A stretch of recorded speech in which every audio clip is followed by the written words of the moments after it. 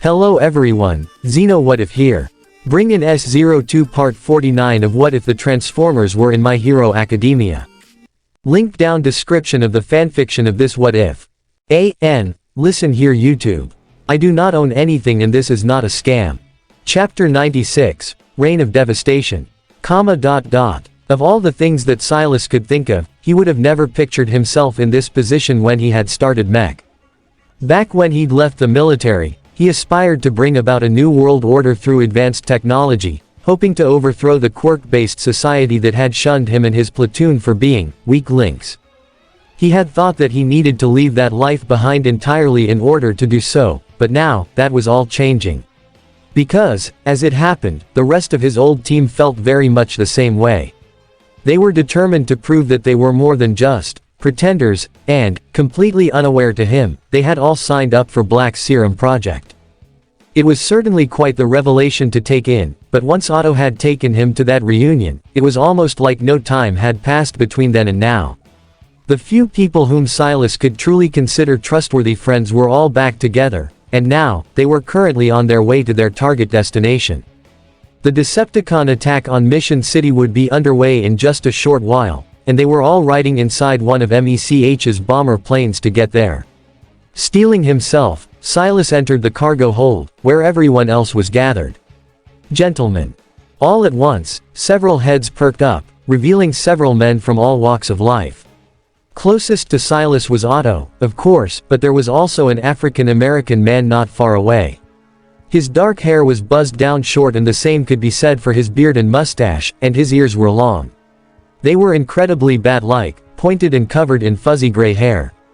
Around his neck, he wore a set of dog tags that revealed his name and alias. Brock, Bomb Burst, Buchanan. Sup, C. Brock grinned. We'll be coming up on Mission City in about 20 minutes. Silas explained. Just thought I'd take a head count to make sure you're all ready. Another man strolled up as well, though he certainly didn't resemble any sort of living man. He wore a black leather jacket with matching jeans, gloves and boots, leaving only his head exposed. It was a skull. A skull with no muscles, entirely hollow eye sockets and a permanent toothy grin. His dog tags revealed a name that was all too fitting for someone like him. Sullivan, Skullgrin, Graves. We've never been more ready, man, he said in a deep Cajun accent. And that's great, Sully. Silas affirmed with a nod. But standard procedure and all. From across the room, another man balked at the excuse. Don't give us that, see. He had deeply tanned skin and brown hair, as well as a set of gills on his neck and a blue fin sprouting out his back. He wore a simple pair of blue jeans and a white tank top, his dog tags reading. Seaward, Submarauder, Marinos. We all know ya just wanna spend more time with us. Seaward winked knowingly. Silas rolled his eyes, his expression not changing in the least. Seaward, this isn't the bar. We all need to focus up. Hey, who says we ain't focused? A deep voice grumbled out in a heavy city accent, leading Silas to set his sights upon the largest man in the room. He was a Caucasian man who was built like a juiced-up linebacker, with a black handlebar mustache to boot. His fists were tight at his sides, both of them covered in heavy iron plating. On his dog tags, his name read. Stanford, Stranglehold, Holmes. He prodded Silas's chest with a metal finger. You don't gotta worry 'bout nothin', see. We're all ready to go on this one. Exactly, essay. One final voice called in, with a much smaller man sneaking out from behind Stan. He was a Latin American man, completely bald with a goatee. His quirk was also quite obvious, as across his body were random patches of purple scales, and he had a matching neck frill that flared out when he laughed. Rather than around his neck, he had his dog tags hanging down from one of his belt loops. Ignacio, Iguanas, Maldonado. You don't gotta worry 'bout any of us, Colonel. Ignacio made his way up and gave a half-serious salute, his smirk belying the way he addressed his superior. We've already come this far, anyway. Ain't gonna turn tail and run now. And I don't expect you to, Ignacio. Silas's scowl deepened, but what I do expect is for you to take this seriously. I won't be having any of your troublemaking antics on this mission, is that clear? Otto also narrowed his eyes at the shorter man. He's right, Iggy. Now's not the time for games. Iggy simply scoffed and placed his hands behind his head. PSH, O'Reilly, you two were always such stiffs. You expect a demo expert like me to keep a lid on things. As if.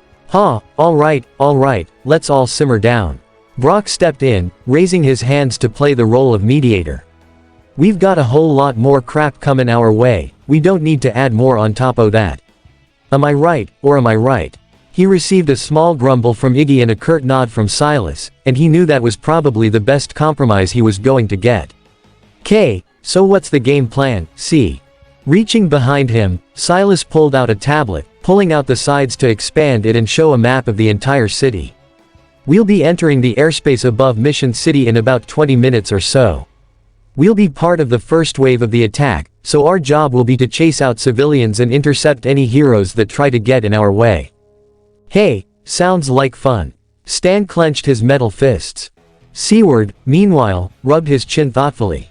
"Indeed, it will be quite the first test of our new abilities. Speaking of which, where is this serum that we were promised?" Before either Otto or Silas could answer, a new voice entered the conversation. "Right here, gentlemen." The group turned back toward the door where Prometheus Black himself came in, wheeling a cart that was filled with 6 individual vials of the serum. With him were Colossus Rhodes, Nanosec, Angry Archer and Professor Princess, all 4 suited up and ready for the mission. 1 round of newly perfected serum for each and every one of you. Perfected, EH? Sully questioned, peering closer at the vials. What was wrong with it to start with?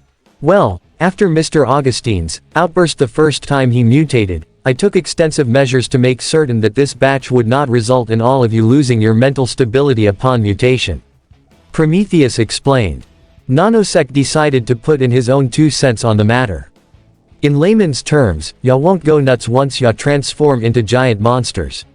He jerked a thumb over toward Rhodes, who was also pushing an even larger cart. And hey, the boss man even made you all some personalized armor for when ya do. Stan sneered at the notion. PSH, armor. What for? We'll all be jacked to the gills once we take this stuff, won't we? Yeah, but do ya really wanna go round causing chaos in your birthday suits? Penelope retorted with a hand on her hip while pointing at the 6 men. "'Cause lemme tell ya, those clothes ain't gonna survive the process and I'd rather not see a bunch of old man junk." "Hey, who are you calling, old?" Seward rebuked, placing a proud hand upon his chest. "I am but 38 years of age. I haven't crossed the threshold yet." Silas sighed and shook his head. "Listen, we can save technical for later. But yes, I would prefer if all of you used the armor. If we want the heroes to take us seriously, it would be better if you did." While some moans were heard through across the group of 6, they ultimately all agreed. "Good, now, all of you grab a needle and get ready. There's no telling how long the Decepticons in Japan will be able to hold off the Autobots." It was official, this was the worst day of Kyoka's life. What she had first thought was a boon in a time of uncertainty with the Decepticon warship's arrival turned out to be the undoing of every good thing they had going for them. She was so excited when she'd found that boombox in that alleyway, but now, it was one of her biggest regrets. She should have been more suspicious of it. She just should have thought it through more logically. Why would there just be a fancy boombox in the middle of a random alley just begging to be picked up and brought home? In a world where robots could disguise themselves as anything, her alarm bells should have went off instantly, but instead, she was too selfish in wanting a cool, retro music player that it blinded her to the obvious deception. And now, as a consequence of her actions, her teachers, her friends, and she herself were confronted with a big, green rage monster made of construction trucks. RAAAAAHH. Devastator says, surrender or perish. The combiner roared. We're fucked. Kyoka whimpered out, burying her head in Izuku's chest in shame. We're straight up fucked and it's all my fault. The others couldn't help but be in fearful awe at the sight of the gestalt, however, with Ochako uttering, how did they? Combiner tech. Roadbuster reached behind his back, pulling out his assault rifle as the other Autobots armed themselves as well. No time to explain, just get through the ground bridge. He's right, kids. Optimus asserted, aiming his ion blaster right at Devastator's head. All of you leave, now. Tenya reached out to the Autobots. Are you serious? You're all seriously going to fight that monstrosity? Grimlock peered down to the humans, his visor shifting from blue to red. We don't have a choice, Tenya. Now go. Slamming his fists on the ground, the Dinobot leader transformed into his T-Rex mode, letting out a loud roar before shooing the organics away with his tail. Me Grimlock and us Autobots can handle this. Leave. The teens and teachers all began backing away, but were given pause when All Might and Smintos slowly got up, the former coughing up blood while the latter had a long, visible crack going down his body. I'm not leaving. All Might said, only to then hack up more of the red fluid. Hawk Hawk. All Might, you require immediate medical attention. Optimus stated sternly, giving a curt nod towards Smintos. Get him out of here. Ha, understood. Using his quirk, Smintos enclosed All Might in a cocoon of cement, which he used to then throw the number 1 hero toward the portal. See Smintos, wait, WAAAII, Chium asterisk, but his protests were immediately silenced when he flew through the vortex, followed swiftly behind everyone else. The portal then shut tight, leaving the Autobots and the Decepticons to fight it out themselves. Soundwave chortled at the valiant effort, knowing that it'd all be for nothing. HM, how noble. Too bad this place shall be your grave. He thrust a finger out, ordering, attack. All at once, Soundwave, along with Beastbox, Squawktalk and Devastator charged forward, prompting Prime to give the same order. Autobots, intercept. Do not let them reach the school building. The 7 bots bravely followed their leader into battle, with Eraser, Jetfire, Roadbuster and Grimlock making a beeline for the Combiner. Flare-Up and Sideswipe engaged with the Mini-Cons, and of course, Prime and Soundwave met in the middle, the two combatants exchanging blasts from their sidearms while dodging one another. Eventually, the two each went in for a punch, their fists colliding in a battle of strength. Your fate is sealed, Prime. Soundwave belted out. Just accept it.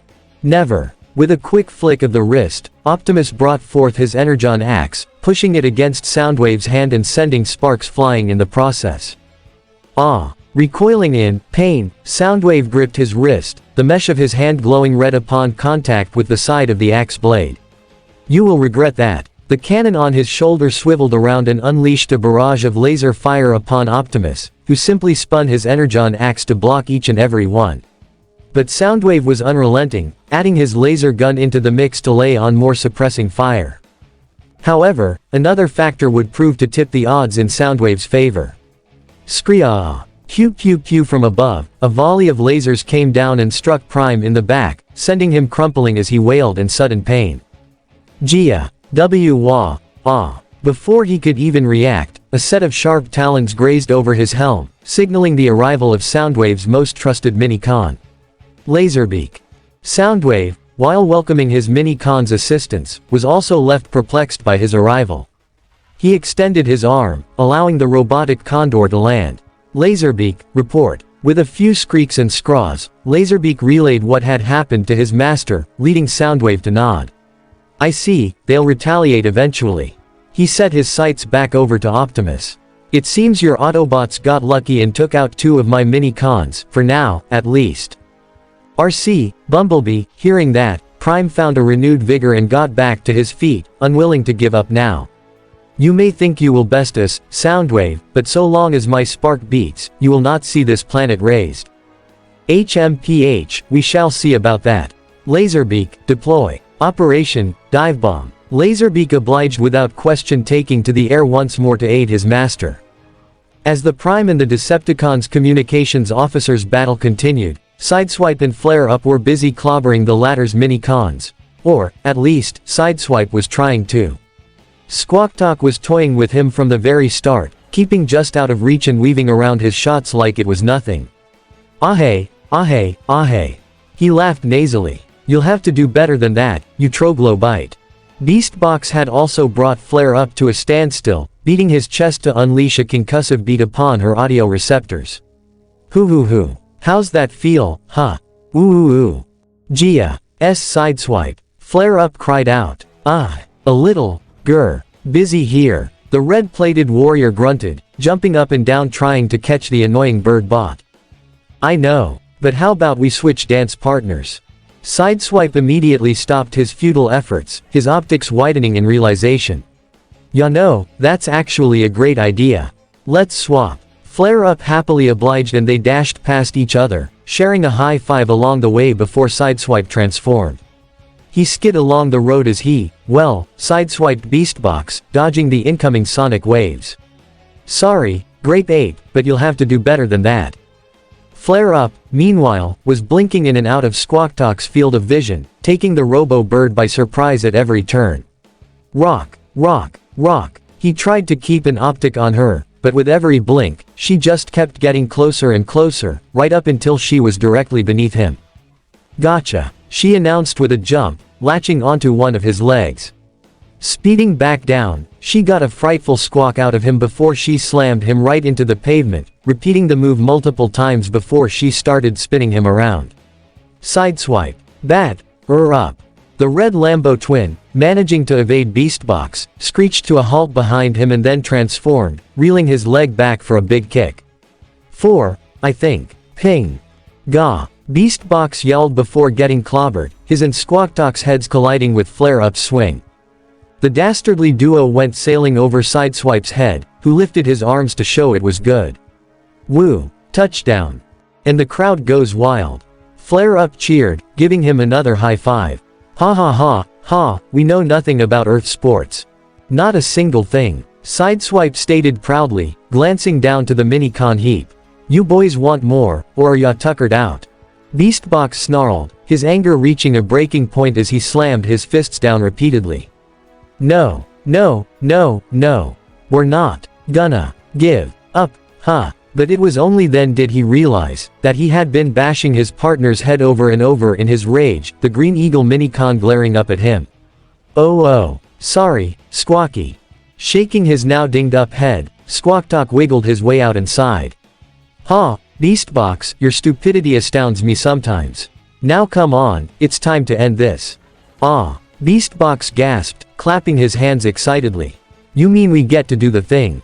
"Yes, now pay attention." Squawktalk flapped his wings, taking to the air once more. "Initiate, Operation Combination. WHRRTSCHZZTSCHZZTSCHZZCHKT** all at once. Squawktalk's head folded up onto his back, followed by his tail feathers to form a waist. His wings then shifted down and folded up into a pair of legs before landing on the ground. Beating his chest, Beastbox followed up by tucking his head in and flipping upside down in midair, landing on top of Squawktalk as his arms rotated down to form the main robot arms. Finally, his legs shifted around, allowing a different robot head to shift up into place at his new shoulders. The helmet of this bot was angular and cubic, with a red visor and a smirking silver mug to boot. Once the combination was complete, the combiner's body sparked with purple and green energy, throwing his head back with a laugh. "Ahahaha. Ya might have beat my component parts." The small combiner smashed his fists together, taking a battle-ready stance. "But let's see how yous two handle me. Squawkbox." Raising his leg, Squawkbox brought it back down and unleashed his next attack with a demented cackle. BWAAAAAAAAAMM** a sonic blast unlike any of the previous ones was sent pulsating at Sideswipe and Flare Up, the duo clutching their heads in agony as they were thrown down the street. "Yahahaha. That'll show ya who's boss." The pair of Autobots clattered against the ground, their audio receptors ringing all the while. "Ah, you can't be serious." Flare Up had to shout to hear her own voice. "Another sodding combiner." I swear." Sideswipe staggered to his feet as Squawkbox approached, every step they took causing sonic waves that shook the earth. Decepticons are obsessed with combining. Put two of them in a room and within seconds one will be standing on the other's shoulders. And that's a fact. Squawkbox simply chortled and spread his arms out. "Ah, come on, ya say that like it's a bad thing. If you could combine with your teammates, I guarantee you'd go for it." Sideswipe shook his head, both in denial and to get rid of the ringing. "Thanks, but nah." His optics began to glow bright blue and the rest of his body followed, throwing his head back toward the heavens to let out a powerful yell. The blue light beamed upward and the clouds parted, bringing forth his cyber key. Cyber key power. The concentrated energy plugged into his arms and activated his arm blades, which glowed with potent power and made Skokbox suddenly feel a bit squeamish. What the? Sideswipe's feet shifted up, allowing his tires to take their place as he raised his blade at the Minicon combiner. I've got my own little gimmick I'm a fan of. Now, let's see if I can use it to split you up. With his exhausts blasting, Sideswipe sped forward, followed closely by an eager flare-up. As that was happening, Devastator continued to rampage through the Mach cityscape, though not without several Autobots getting in his way.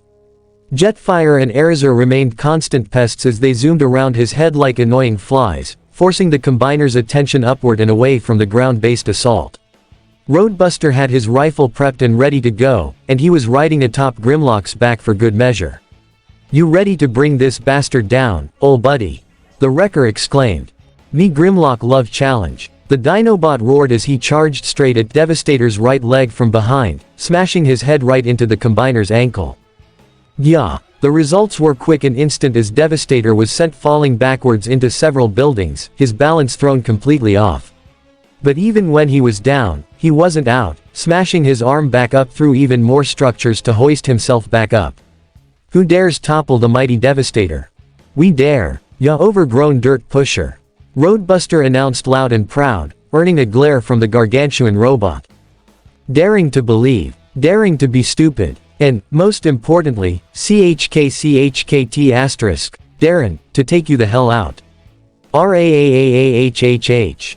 Rat-a-tat-tat with the trigger pulled and his finger firmly staying down, Roadbuster unloaded everything he had upon Devastator, the combiner roaring as his armor was pelted. The colossal green giant scrambled to his feet, knocking down more rubble in the process and forcing Grimlock to move. "Gah, hold still, Grim, I can't aim if ya yank me around like that." The Dinobot shot him an annoyed glance. Would Roadbuster rather be crushed? Behind his visor, the Wrecker deadpanned and sighed. "Ha, guess not." Refocusing on Devastator, Grimlock's maw began to burn with flickering flames. "Then let me Grimlock do me Grimlock's thing. Gra-o-r-r-r." Opening his mouth, he unleashed a stream of flame upon Devastator, aiming straight for the ankle he bit into earlier. The combiner recoiled and stepped away, roaring back angrily. Bah, nothing defeats the Devastator. Nothing. Reaching back, Devastator pulled out his giant purple hand cannon and aimed it at the firing duo, unleashing several big laser blasts down at them. Pow pow pow. Grimlock was able to get out of the way in time, but then Devastator's free hand retracted into his wrist, which was replaced by a rather large drill the very next second. *WHRRRRRR* crash. Bringing down the spinning weapon, the combiner managed to throw Grimlock off his footing, sending him and Roadbuster tumbling down. However, the Wrecker was quick to tuck and roll, repositioning himself to keep his rifle's aim on Devastator. "Nice try. Come at me now, ya big bastard." Once Grimlock swung himself back up, he joined Roadbuster in his assault, charging back in to bite at Devastator's hand. As that was happening, Jetfire and Eraser had circled back around, the airborne duo seeing the perfect opportunity as Devastator was kept distracted. "You thinkin' what I'm thinkin'?" the Autobot Air Commander asked. "If you are thinking, give him all we got, then yes, I suppose we are," replied the Falcon Maximal. "Haha, I knew I liked ya, Air." Jetfire laughed as he transformed into robot mode, prompting his aerial cohort to do the same. "Let's light him up. RAAAAAHHH."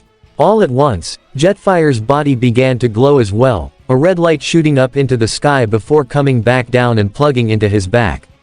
His thrusters shifted up and then each split open, revealing his cyber key-powered cannons.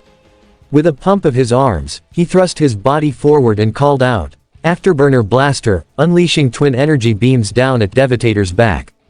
Following his lead, Eraser flared out her wings and all of her missile compartments opened up, allowing her to let her own attack loose. Justice reigns from above. The missiles and laser beams closed in on their target incredibly fast, and by the time Devastator heard them coming, it was too late. Cha-kum. GYAAAARRRGHH. The full force of the attack hit Devastator right in his back, a billowing plume of black smoke wafting up from the contact point as he went falling down once again. This time, he faceplanted straight into the pavement, with Grimlock and Roadbuster making a break for it.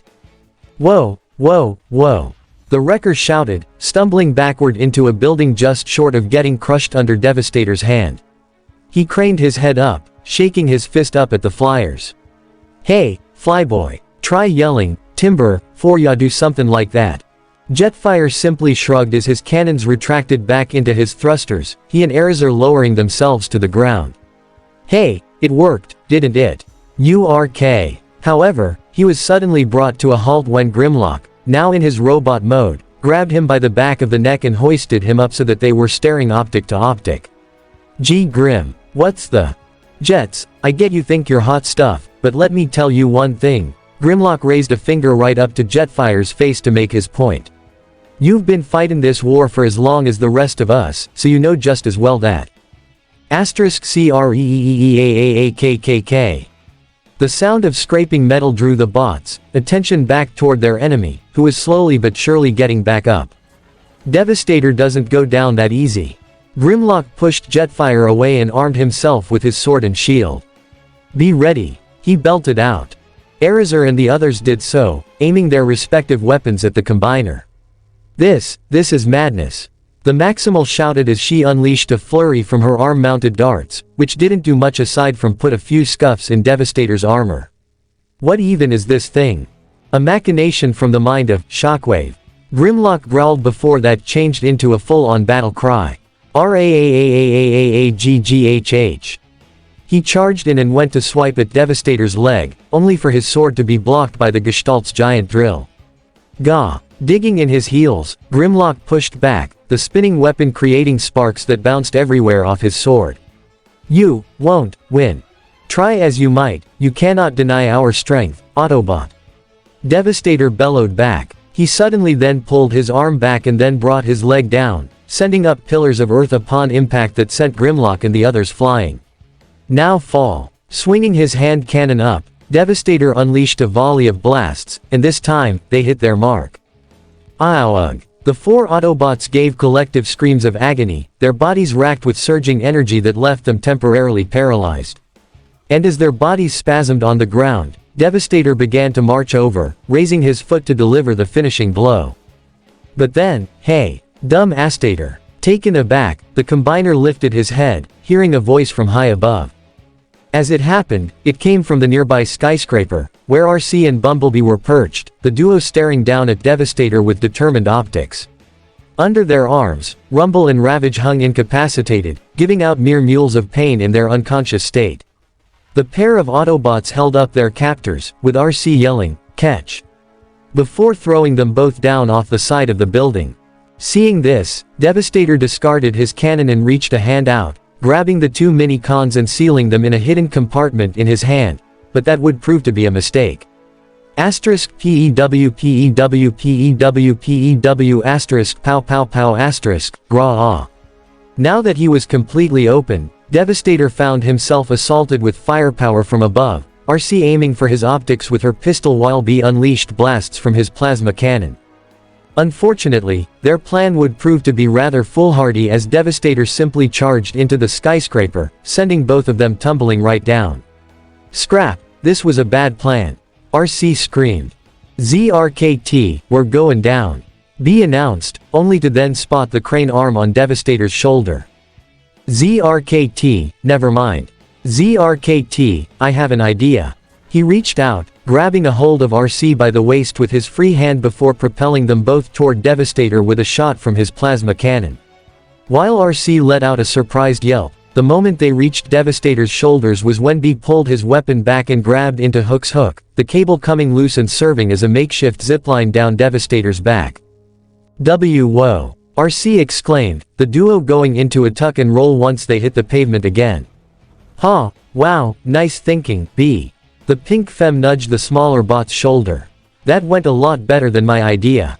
B's hand went to his neck, a sheepish smile appearing behind his protective mask. ZRKT, you flatter me, madam. But then, his optics widened as a massive shadow was cast over them, prompting him to snap his hand out and grab RC's wrist. ZRKT, run away. The pink femme let out a yelp as they narrowly avoided Devastator's incoming fist, the combiner roaring in retribution as he gave chase. only to once again be bombarded by firepower from the recovered Autobots, though even they were just barely standing in their weakened state. Ha, ha, if ya think that's gonna do us in, Roadbuster heaved through his vents. You've got another thing comin'. Grimlock, the best off out of the four, intercepted B and RC. Are the two of you alright? For the most part, RC affirmed with a slight grimace. Really wish my plan had gone better. I was hoping to take out his optics. A good idea, but from your vantage point, you probably wouldn't have gotten a good shot. Grimlock turned toward Jetfire. If we wanna do that, we'd have to get up close and personal, if you know what I mean. You good to fly? Jetfire sent the Dinobot leader a thumbs up. Always. WHRRTSCHZZTSCHZZTSCHZZCHKT*, keep him busy for me. Tune with that, the air commander shot into the sky again, circling right around Devastator. At first, the Gestalt was quick to reach out to try and take him down, but before he could even reach him, his hand was shot by a missile, making him recoil in pain. Erizar was the one who took the shot, shouting, "Optics down here, big guy." Now, everyone, Grimlock ordered, once more converting into his Tyrannosaurus mode. Open fire. Grua AAARR. The Autobots followed his command and began unloading everything they had on Devastator, be it missiles, lasers, bullets or just straight up fire in Grimlock's case. All the while, Jetfire had pulled a U-turn in midair and blew past Devastator again, only to then do the same thing so he could line himself up with the combiner's head. Alright, Devi, make my day. Pew pew pew. Once he got the perfect shot, Jetfire took it, and sure enough. Bam! Yaoug! Devastator recoiled, his hands flying up to his head as smoke plumed out from one of his optics. It was a direct hit. Ha ha ha, hell yeah, Roadbuster pumped his fist. That's what I'm talking about, Flyboy. Now go for the other one. However, as Jetfire came back around, he was suddenly on the receiving end of a swinging crane arm, Devastator having removed it from his shoulder to use as a weapon. Gah! Jetfire managed to transform before crashing into the ground, his jet boosters backfiring upon impact. Ah! Slag it! He cursed, unable to get them fired up. I've been grounded. Devastator pulled his hand away, revealing his broken visor, and an optic hanging from its socket. Raw! You will pay for that, Autobot. He glanced down toward the others, detaching his drill from his wrist to attach it to the end of the crane arm to make it into a crude spear. You will all pay. Further up the street, Optimus could hear everything that was happening, his apprehension growing by the nanosecond. He knew that his Autobots were in trouble, and he desperately wanted to get over there to help them. Unfortunately, Soundwave wasn't allowing that, him and Laserbeak stopping him at every turn to keep beating on him more and more. But Optimus was persistent, fighting back even with the odds stacked against him. Though I am sincerely regretting not bringing Roller or my trailer, he thought to himself, his stance defensive as Soundwave approached. Just give it up already, Prime, the communications officer insisted with a bored tone, Laserbeak landing on his shoulder. Is it really in your best interest to keep resisting like this? And for what? A planet full of inconsequential organic beings. There is far more to these organic beings than meets the eye, Soundwave. Raising his ion blaster, Optimus took several shots, but Soundwave was able to repel them all with his sonic bursts. As he did so, though, Prime charged in with his Energon axe, intent on cleaving the Khan's arm off. Thinking fast, Soundwave transformed into his truck mode and narrowly avoided the strike, speeding forward and slamming into Optimus' legs. Gah! Prime dug in his heels and reached down, grabbing onto Soundwave and throwing his body back to suplex the communications truck over his head. Ah! Soundwave transformed back into robot mode as he clattered across the street, rolling back to his feet in the process. He was about to unleash his next attack from his shoulder cannon, but then, he heard his comlink click on. Soundwave, do you read me? Soundwave, come in. Pausing in confusion, Soundwave reached up and replied, Unacronis. What is the meaning of this? His response took Prime off guard. Unacronis. The Decepticon general went on to ask, is your infiltration of UA complete? This is a very bad time, General. Soundwave snapped back irritably. We are in the middle of fighting the Autobots as we speak. Ah, excellent. Unacronis chortled nefariously. Then I'm coming to you through the ground bridge. The operation on Mission City has begun and we need Devastator there. If Soundwave had teeth, he'd be clenching them right now. Of course, he knew that this was an inevitability, but they had barely done any damage to the Autobots at this point. We need more time. We haven't properly crippled them yet. Oh, in that case, allow me. *CHYOOM. All of a sudden, right in the middle of the conflict, the Decepticons' ground bridge activated, bringing the battle to an abrupt halt. Devastator raised his head toward the portal, causing the Autobots fighting him to turn around as well. In the middle of the street, Sideswipe and Flare-Up both paused mid-punch right as they were about to hit Scockbox, allowing the Mini-Con Combiner to put some distance between him and them. Hee, oh, boy, yous guys are in trouble now. He taunted. Autobots, get back, Optimus warned. It's *CRAKAKAKAKACKLE. But it was too late. The Autobots were unable to react in time before a massive surge of purple energy came out from the portal, arcing off into several bolts that all seemed to home in and strike each and every one of them. Even Flare-Up couldn't outrun the one aimed for her, striking her directly in the small of her back. "Gah!" she screamed, falling and writhing upon the ground in agony. Eventually, the attack stopped, but she and the others were all left paralyzed, with those who were already hit by Devastator's attack receiving the worst of it. Ahahaha. The sound of a conceiving laugh made Flare-Up's sights dart back toward the portal where she saw a figure come walking through. However, her optics widened in disbelief. She couldn't make out any finer details on the bot at first, but the silhouette against the glowing portal was all too familiar to her. A tall, lean bot, with a huge, wing-shaped spoiler on his back, the 2 points sticking straight up into the air. No, and no, it can't be. The other Autobots were also completely astonished by what they saw, with Bumblebee, RC and Sideswipe in particular gaping incredulously. "And no way," the Red Lambo brother uttered. "For real? This can't be happening." RC shook her head in denial, her gaze shifting between the approaching bot and a horrified Bumblebee. He's supposed to be. Optimus himself was aghast by what he was seeing, and the moment the bot stepped out from the ground bridge, his fears were all but confirmed. Standing before them was a black and silver bot with purple detailing at the top of his shoulders, across his waist and over his shins, with a big, purple flame decal on his chest with the Decepticon insignia on it. On his midsection underneath that were a pair of red headlights, indicating it was the front of his vehicle mode. The only other vehicle mode parts visible on him were tires in his biceps, a set of exhaust pipes on each forearm, and of course, the big, silver wing spoiler on his back. His helmet, however, was black and round with a purple chevron on his forehead, along with a matching crest down the center. His face was silver and his optics red, and he had one of the dastardliest handlebar mustache goatee combos anyone had ever seen. And it only made his evil smirk all the more wicked. "Hehehe, so, we all finally meet," he stated, spreading his arms out toward the Autobots. "Face to face. Kitten." Roadbuster grumbled, unable to process what he was seeing. Jetfire was equally baffled. "This has to be some sorta bad stasis dream." "Oh, you're not dreaming," the Decepticon general assured. "Here I am, in all of my glory. It's been quite a while, though, so obviously, there's some noticeable changes." Flare-Up couldn't believe this. It couldn't be real. There was absolutely no way in the pit that this bot could be her brother. "Hot Rod." The general flashed his metal teeth down to her with a dark chortle. "HM, Flare.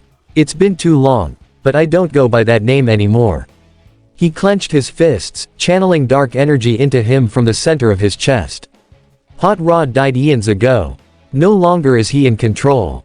I am." He raised a fist to the sky and proclaimed, "My name is Unacronis. Rodimus Unacronis. Ahahaha. Mission City, Nevada. A rather large settlement just north of Hoover Dam. A city that was right along the border between Nevada and Arizona.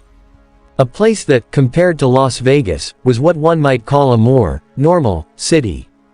A place where villainy was rather low-key but no less present, and was kept to a minimum thanks to the local heroes. However, on this day, no hero could have ever prepared themselves enough for what was about to happen. Because, inexplicably, a good part of the city was suddenly overcast by a large shadow, and yet there was not a cloud in the sky. The citizens began stopping in their tracks, wondering just what was going on, until they saw a shimmer in the sky, and their questions were answered. Though they sincerely wished they weren't. High above was what appeared to be a flying battleship, one armed with many weapons. Turrets, missiles, a cannon on the bottom, it was decked out to the extreme. All at once, the citizens began screaming in terror, especially when several more aircraft suddenly came flying in from the east. Bomber planes, all of them letting loose several armed operatives with parachutes, began passing over the city, though none of the agents appeared to be from the US military. And that was all but confirmed when the men began pulling out high-tech laser blasters. Everyone down. Get on the ground. Now, damn it. The streets were instantly filled with screams of terror at their threats, as everyone either raised their hands in the air or were forced to the pavement at gunpoint. People cried, children wailed in fear and confusion, all while none the wiser to the bigger threat that still loomed over their heads. However, they would soon be made aware as all of the big screens around the city suddenly turned to static, their displays switching to a live feed of a rather sinister man.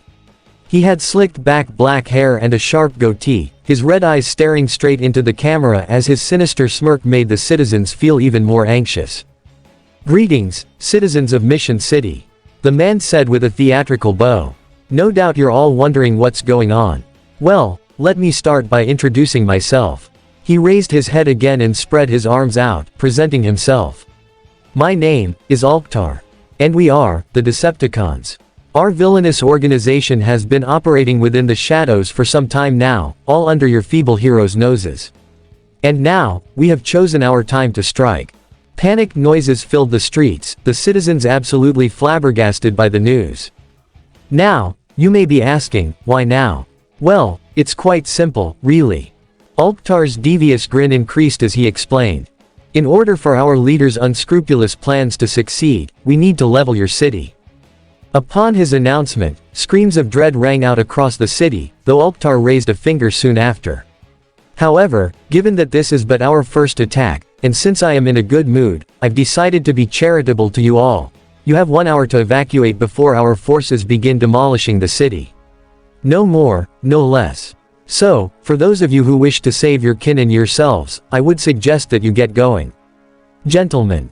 As if on cue, all of the MECH agents withdrew their weapons and allowed the bystanders to run free, with many of them sprinting back to their homes as fast as they could. Oh, and before any of the local heroes get any ideas, raising his hand, Alktar snapped his fingers and, from high above, the last bomber jet opened its rear hatch and sent several larger figures falling down into the city. The first to land was Octopunch, though now he wore a set of armor that was appropriate for his monstrous, mutated form. His unsightly features were now covered by a big, magenta scuba helmet, which was complemented by a white chest piece that had blue air hoses in the chest and a pair of matching oxygen tanks on the back. He also wore a set of gray greaves with a matching cod piece, his arms donned with a set of yellow bracers and matching shoulder pads. In his hands, he wielded a rather sharp harpoon gun. The next to drop was a burly bat mutant with black wings sticking out his back, wearing a magenta singlet with gray waist and leg armor. He had black, spiked shoulder pads and the insides of his long ears were bright blue, coursing with power. He held a long-handled battle axe with both hands, and let out a loud shriek upon landing. Next came a large, blue, bipedal fish creature with webbed hands and feet, with gills on his face where his mouth should have been. His upper armor was black and he had layered, gray shoulder pads, with his cod piece being magenta. In one hand, he held a sword, while in the other was a torpedo rifle. He made bubbly grumbling noises, as if he was constantly underwater. Dropping down directly next to him was a large lizard creature, though his build was far lankier and more athletic compared to the others' bulky physiques. He had gold armor on his chest and groin, and his shoulders and forearms were donned with black, spiky protectors. His weapons were personalized, arm-mounted claws, 3 on each hand and covered with poison, that he spat out of his own mouth as his neck frill splayed out. His sinister laugh was hoarse and gravelly as he approached the citizens. Then came the biggest one of the lot, a huge, gray-skinned rhino man donned in brown and red gladiator-like armor, complete with a mohawked helmet and a red harness around his chest. He bellowed out a deep, reverberating call as he raised his massive warhammer above his head and slammed it down into the pavement, shaking the immediate area around them. Finally, the last mutant to drop was probably the most disturbing one of them all. He didn't have any skin, his thick, muscly sinew instead exposed all across his body. Aside from his chest, where the dark gray skin was heavy and layered protectively over his vital organs. The only piece of clothing he wore was a white waist piece that was stylized to have a skull as a belt buckle, but his most notable, and frightening, feature, was his skull head, which had an elongated snout, sharp teeth, gleaming red eyes and a pair of curved horns framing his head. Add on the cloven-hooved feet he had and he looked positively demonic, and his pickaxe did little to help with that. Immediately, the citizens started screaming and running away, only to then find more villains waiting for them. Dropping from the sky, the SUV arrived, with Colossus Rhodes slamming his fists upon the ground upon landing. "People of Mission City," he blared out across the crowd. "I suggest you follow Commander Ulktar's instructions to the letter. Otherwise," he gestured out toward the group of mutants, "the pretenders will do damage to more than just your heroes. Now go." As the citizens ran away fearfully, the Bat Mutant couldn't help but chuckle a bit. "Huh, guess these new looks really make a difference," Bomb Burst concluded. "Hee, did you see the way they reacted to Skullgrin, bro?" Iguanus cackled. "Priceless." Skullgrin himself clenched his clawed hand eagerly. "Oh yeah, I could get used to this." Stranglehold knocked his metal fist against his chest with anticipation. "Me too. Now come on, we've got heroes to bash." HM, indeed. "I cannot wait to finally show those blowhards what for." Submarauder agreed. "What say you, Octopunch?" Raising his harpoon gun, the leader of the pretenders was all too happy to oblige. "I say, pretenders, let's take this city." With a roar of approval, the villains fanned out, ready to bring down any hero they came across. High above, a helicopter was hovering over the city, with Silas watching intently as the plan played out down below. Excellent. Soon, it will only be a matter of time before the tide turns. Silas's gaze shifted toward Ulktar's visage on the big screen. This alliance has proved fruitful so far, and now, we wait to see if Soundwave and Unacronis have done their part. Back at UA, the Autobots were still completely shell-shocked by what, or rather, who, was standing before them. A demented version of their once close friend, Hot Rod. Or, as he now fancied himself, Rodimus Unacronis. The latter half of that name had been one that had sent a chill through the Autobot forces for thousands of years. A mysterious Decepticon general that had seemingly popped out of nowhere, and now, things were all beginning to make sense with how that was. "It all adds up," RC said in despair. Unacronis showed up shortly after Hot Rod's death. No one had heard of him before. A bot that somehow had shown up out of the blue. But the fact that this is who you really are. With an uproarious cackle, Rodimus placed a hand upon his chest. "Ahahaha. Take a good look, RC. This is me. The genuine article, but now better than ever." "How?" Optimus uttered, having fallen to his knees. "How is this possible? What have they done to you, Hot Rod?" "It's like I said, Prime, they improved me." With a thrust of his hand, Rodimus sent a bolt of purple energy out at Optimus, striking the ground in front of him to send him sprawling backward. Rodimus approached, reaching behind his back to pull out a long, dual-edged sword that lit up with red energy. "That day, in the Sea of Rust, when the Insecticons killed me, they brought my corpse back to their hive, intent on devouring me." He stopped in front of Optimus, raising his sword to the commander's chin. "But Megatron stopped them, took what was left of me and put me back together. And then, he found this." The panels on Rodimus' chest shifted open, revealing something glowing within. Most of the Autobots were stunned and confused, but Optimus knew what it was the moment his optics landed on it. It was a matrix. A dark, corrupted matrix that much resembled his own, only with a dark, black core with purple crystal within. "No, it cannot be." "Oh, it can be." Rodimus gestured toward the trinket within him.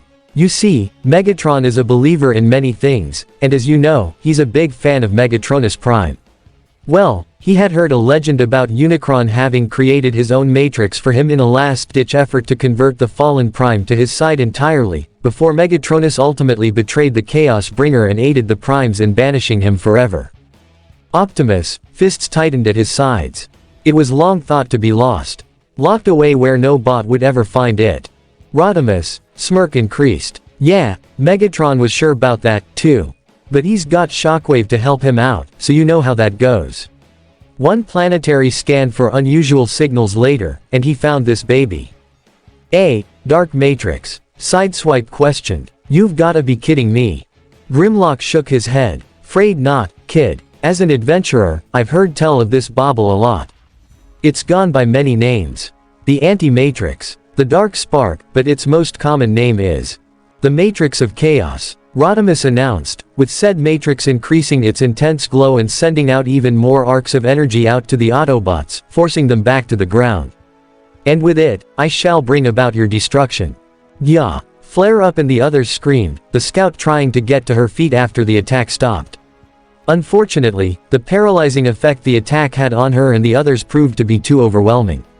Ha! Roddy, stop. This isn't like you.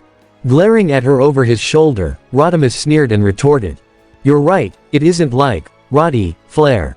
He jerked a thumb toward his chest. But I am Rodimus Unacronis. The main mech. Doesn't matter who I have to trample, I will get my way. His optics darted back down to Optimus, just in time to counter the Prime's incoming axe strike. And once I bring you back to Megatron, I'll finally get what I want most, Starscream's place in the Decepticon hierarchy. His smirk widened after that. That'll show that AFT Shaft who's actually the competent one. Optimus, scowl harshened at the corrupted Khan. Your ambitions are foolhardy, Unacronis. His tone was rather severe as he said his enemy's name. Please, let us help you. You are not in your right mind, Gah. With a single swipe of his sword, Rodimus shoved the Prime back before stomping him into the pavement, raising his sword above his head. I don't need any help from you, Prime. The Dark Matrix holder bellowed. Once I deal with you, all of my problems will be solved. And just to make sure you come quietly, let's have those arms. He thrust his blade down, intent on cleaving off Optimus' arms, all while unaware that one Autobot had managed to recover from his last attack. And then, *CHKRLINK. The sickening sound of twisting metal rang through the street as Rodimus' blade stabbed straight into Bumblebee. The Autobot scout had managed to get up and sprint toward the scene, intent on protecting his leader with his stingers, but he had misjudged the direction of the sword, resulting in the glowing weapon plunging straight through his abdomen. A pained, husky wail erupted from the yellow bot's useless vocal processor, much to the surprise of Rodimus and the horror of everyone else. No, Bumblebee. RC screeched, the other Autobots desperately trying to get back to their own feet as well, only for Devastator to stomp in their path and cut them off. Ahahaha. So this is what brings you true pain. Devastator laughed. The smallest of the lot in peril, General. You know what to do. Rodimus, optics narrowed at the yellow bot on his blade. Indeed, I do. He drew B closer to him, the smaller bot's optics widening as he trembled with fear. B-127, the old me was a fool to let you live. If he was smart, he would have left you behind and let you get skewered, but I suppose that'd mean you'd be in my place.